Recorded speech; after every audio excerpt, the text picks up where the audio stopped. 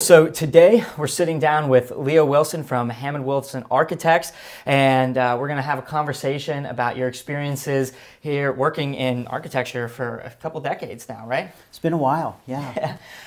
So I pulled down a biography that you had on your website here, but for 25 years you've brought a lot of leadership to this firm, and you originally were at Catholic University, then you went to University of Pennsylvania, and then you traveled Italy for a year. Well, not a year. I was there for about 8 weeks. Okay, 8 weeks, but it was independent study for a year, and 8 weeks was spent in Italy? That's right, right. And would you say any of that stuff that you saw in Italy inspired you now? just a bit, yeah. Over the course of your it was a career. great opportunity. I was happy to be afforded it, and it was really a worthwhile trip. Learned a lot. That's awesome. Yeah. I've never been to Italy. I've been to a couple other countries in Europe, but I think the kind of European architecture is creeped into the United States, and there's been a few areas, New Orleans, French architecture down there and whatnot. And you're an avid sailor, windsurfer, kiteboarder, all of those things. You grew up in New Jersey, and you said here, the buildings must withstand the constant punishment of the coast and the ever-changing taste and design, and the buildings stand out gracefully, over time are the ones that interest you. Right. So it seems like your entire life you've had kind of an influence into that design and architecture. What made you really decide, all right, this is the route that I'm going to go? Well, first, thanks for coming over to our office to talk a little bit about commercial real estate and get some information about what I've been up to. But I grew up in a family where my father was a mechanical contractor and he had his own business, and so my summer jobs were to do work on construction sites. And the first person everyone complained about was the architect. All of the construction people said the architect had no idea what they were doing, and there was always a problem, and they hadn't thought things through. And I thought, maybe I could do a better job. So I was drawn to it then, and of course my family, my mother is very artful, so and I think the combination of being interested in buildings just because of the community I grew up in, and then learning a bit more about the construction trades, those two things together made me feel like an architectural career would work for me, and it's turned out to be a great choice. That's awesome. Yeah, I'm very fortunate. So I've been in the industry for a couple of years now, and we've crossed paths a few times. Specifically MRE Capital with the projects that they're doing over in West Annapolis, and then of course I'm an Eastport resident myself. So just seeing all the other projects come into fruition. Can you tell me about a project recently that maybe you're working on now, or that you just finished that really has been interesting, or something stood out? Well, we've done a couple here that I think are pretty exciting. Of course, we did all the work for the Annapolis Yacht Club project, so that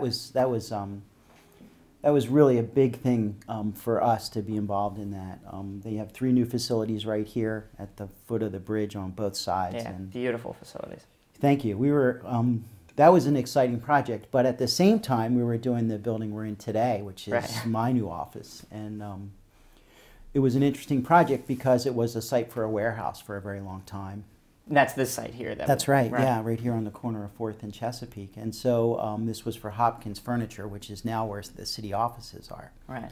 And so I worked with a group who purchased the property, and then we went through the entitlement process for this mixed-use development. It's a special planned mixed development. And it includes 6 residential units that were for sale product, and then our office space, and then 5 apartments above and parking behind all of this. Sure. So it was a little different than what happens in this community in terms of the development pattern. And so it was a tricky one, but we were happy to have made it through the process. Let's put it that way. Absolutely. And so that's unique to be able to, see an old warehouse, see an old lot, and of course you're an architect, so you really have to design everything from the beginning anyway, but being able to see that and be a part of the development team, knowing that the end result would be something that you specifically want to be sitting in. Well, that's the interesting part, because when we did this, we weren't sure what the final use for this space would be. Sure. So we looked at restaurant use, we looked at retail, we looked at a combination of those two, and then in the end, as the building was nearing completion, I liked it enough, and I really wanted to be closer to where I live and work and play. And so I said, this might be a great spot for us. So that's when we decided that we would take it. So it worked out really well. But it wasn't the plan from the beginning. Oh, okay. So we shifted gears a little bit, and boy, it suits us. So the entitlement stage, you mentioned that, and you know, as an architect, you're typically one of the first people on a project, you know, taking something through. And I know this project specifically, you know, on the corner of 4th and Chesapeake was one that took a little bit longer than anticipated. Well, I think every project takes too long, yes. but not necessarily because of any one party. Can you talk to me a little bit about what the entitlement process looked like for this one, or maybe there's another project that really, you know, dives deep into the entitlement and what that looked like for you? Well, I tend to approach them all the same way, or with a similar approach, I'll say. A client comes to me with a project, and in the commercial world, they can be, you know, more ambitious or less ambitious. We never know. But in this case, it was a pretty ambitious project because, you know, there was the necessity to try and redevelop the property in a way that was, you know, financially viable, but also fit into the community. And Eastport is...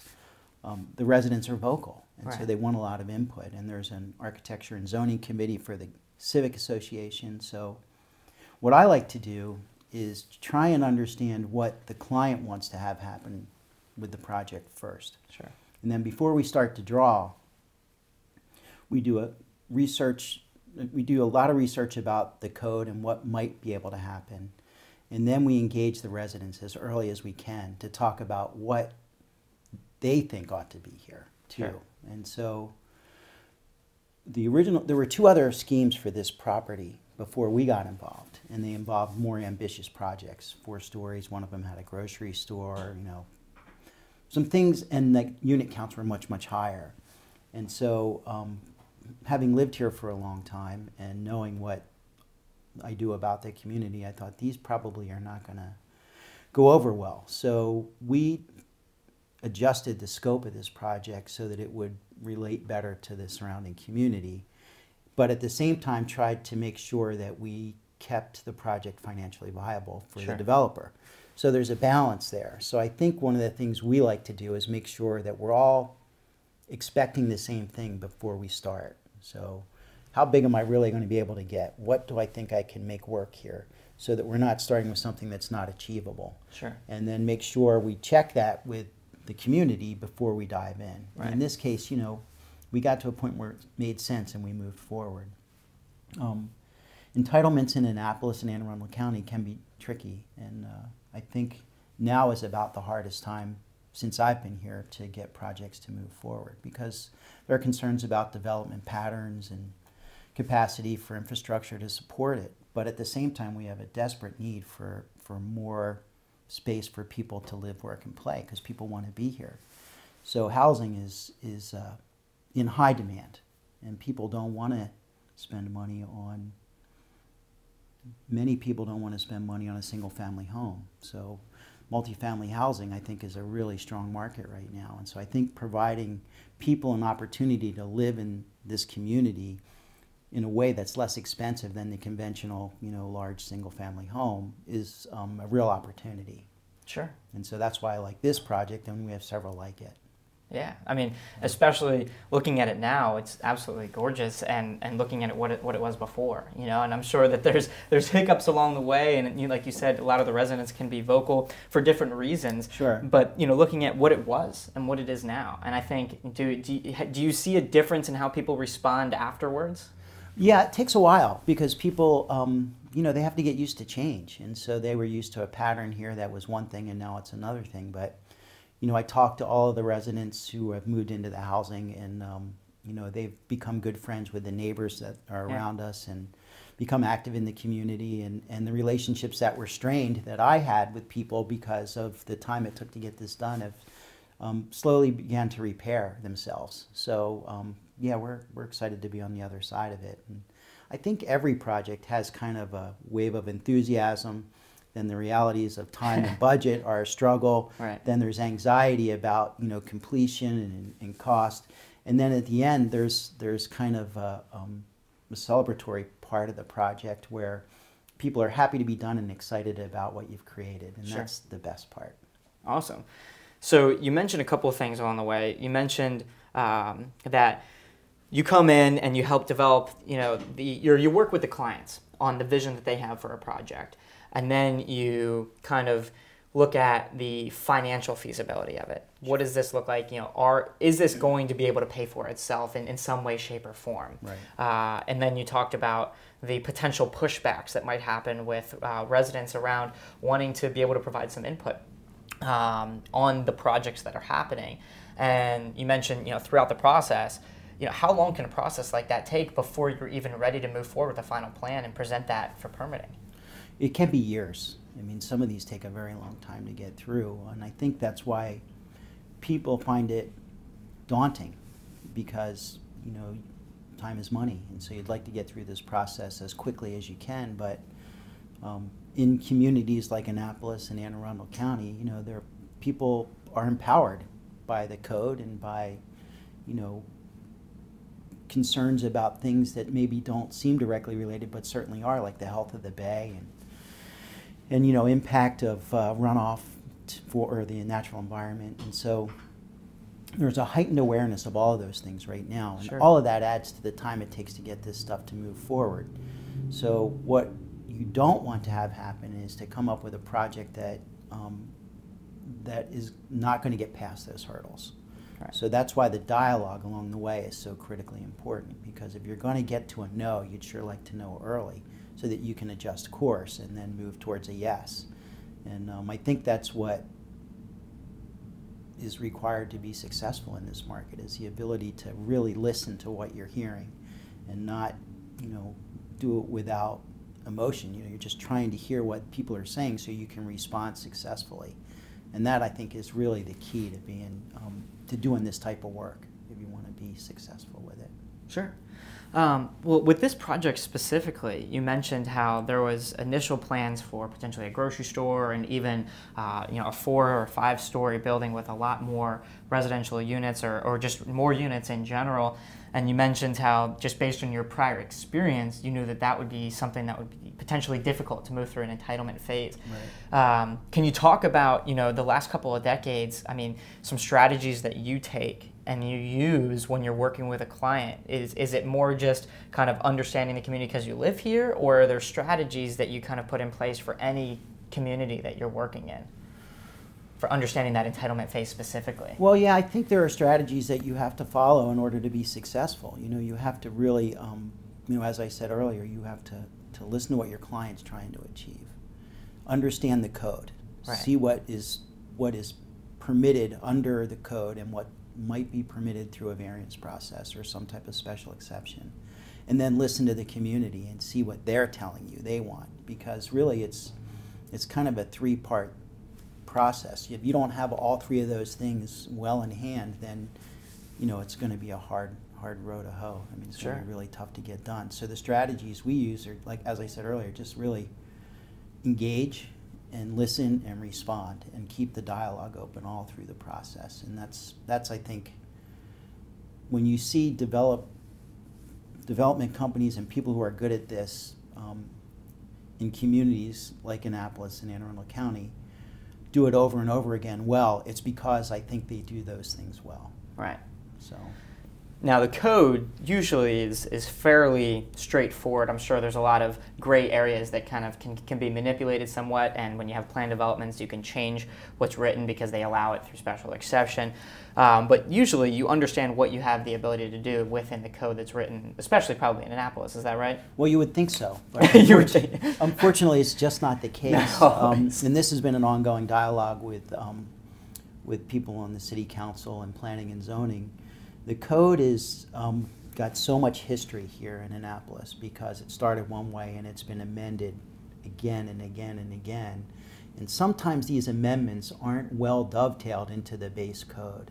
So there are a number of conflicts from one section to another. There's a good deal of ambiguity about what is required and what is not required. And Sure.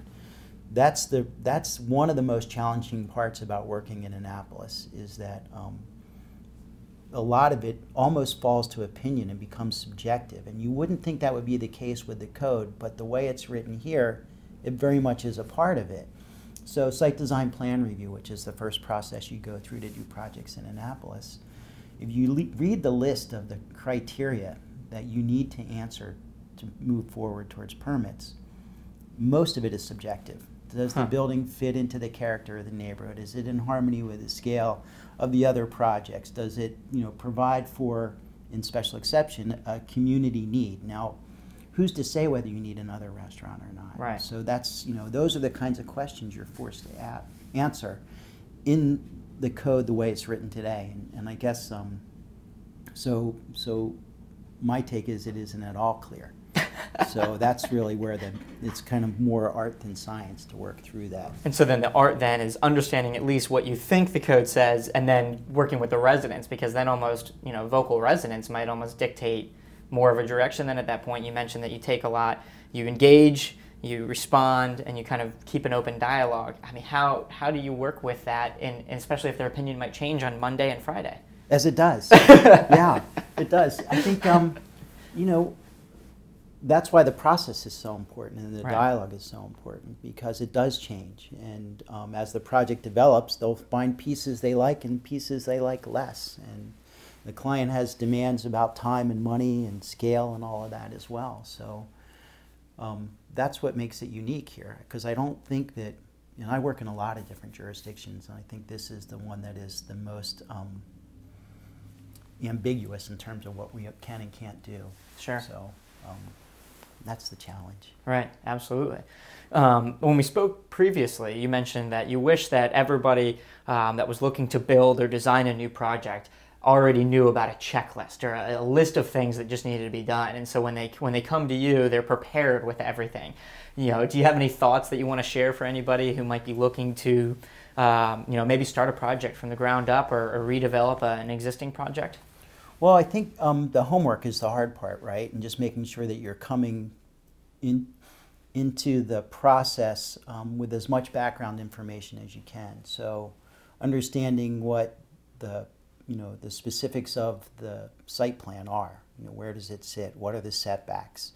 What are the bulk requirements in the code? Just having a broad understanding of what those things are early on is really good for a developer or a potential purchaser to know. Right. And then depending on where you are in the city, of course, it's all on water and sewer, but in the county, some of those properties are not, and what the capacity is for the property to deal with, a septic system and what kind of well capacity you have, particularly for commercial projects where sprinklers are going to be a pretty big part of the play. Right. So whether we're going to tank water or we're going to, use pumps or, other means to make sure that we can deal with that code requirement. So understanding your zoning, understanding some of the utilities that are available on the property, and then also just being real honest with yourself about what you'd like to do and whether or not that's really appropriate for where you want to do it. Because even though it might fit into the code, you've got to take a look around and see, like, is this really going to work here? Right. So even though you may have capacity and you may have, traffic counts and all that work, you just really have to listen, because we're seeing it all over the place. We're seeing it at Lake Crystal Springs. It's just been a train wreck in terms of working through the process. And there's many others, and I'm struggling with other projects for you right in Annapolis that are having a hard time getting through the process. And so trying your best to understand what those challenges would be before you start is a pretty big part of being successful. And one of the pieces of that is engaging somebody like you, right? Right. And helping you out through the whole process. Get the help you need. Yeah, exactly. I mean, it's funny. You think when you think of an architect, you think, oh, well, they'll draw out the whole plan, and then that's it. But really, it seems like you're involved in a very significant portion of the process. Yeah, we tend to be. I mean, I'm not sure everyone does it that way, but I enjoy it. I enjoy the process very much. I like the interaction, and I think people ask us to do it because they believe we can do it well. So it helps. Awesome. Well, thank you so much, Leo. Oh, sure. I appreciate Thanks for your time. coming by. Appreciate Absolutely. it very much.